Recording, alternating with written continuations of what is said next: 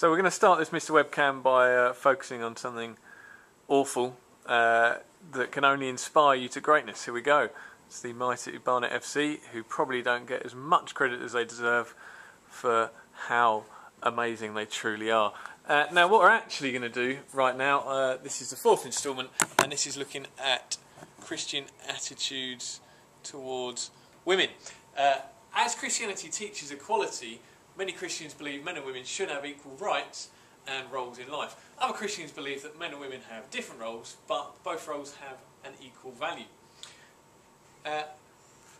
Those that say that Christians think that men and women should have equal rights would look to teachings such as, let us make man in our own image. It's from Genesis 1 verse 26, where it says that men and women were created at the same time, or that Jesus shows great respect when a woman at Bethany anoints him with oil. That's in Matthew 26. When Jesus rose from the dead, he appeared first to Mary Magdalene. That's in, well, most of the Gospels, but Mark 16 verse 9 to 11. In the first days of the early church, women worshipped together with the disciples, and that's in the book of Acts. And it seems to the writings of Paul that women had greater importance in some of the early churches, particularly in the book of Romans. However, other Christians think that women and men should have different roles and use teachings such as, in Genesis 2, it seems that Adam is made before Eve, and she is made as his helper. In Genesis 3, it is Eve that is the first to give in to temptation and sin. Jesus is critical of his mother at the wedding in Cana, and in Paul's first letter to the Corinthians, he insists that women must be silent in church and that they should keep their heads covered. In recent years, an increasing number of Christians have come to feel that women should have an equal role in worship and the priesthood. The Catholic Church and Orthodox churches do not agree because they believe the role of the priest is as Jesus' representative on earth, and therefore this role cannot be fulfilled by a woman.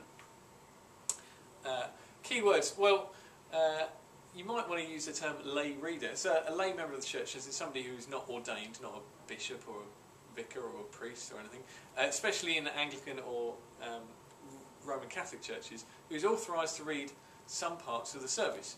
That role is open to women in all churches. And the priest or minister is the ordained leader of Christian worship, a role open to women in some denominations, but not in the Roman Catholic or Orthodox churches. Some key people where you might obviously want to think about Jesus, who treated women as equals, which was against the normal practice of his time.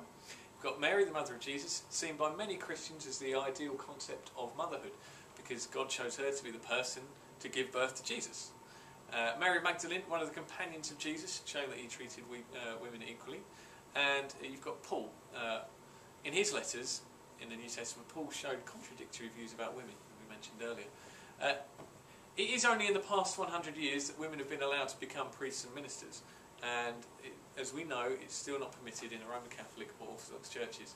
Key text, Bible quotes, remember, God making everyone in his own image, that's Genesis 1:26. The part of the Bible where Jesus appears to Mary Magdalene after he's resurrected.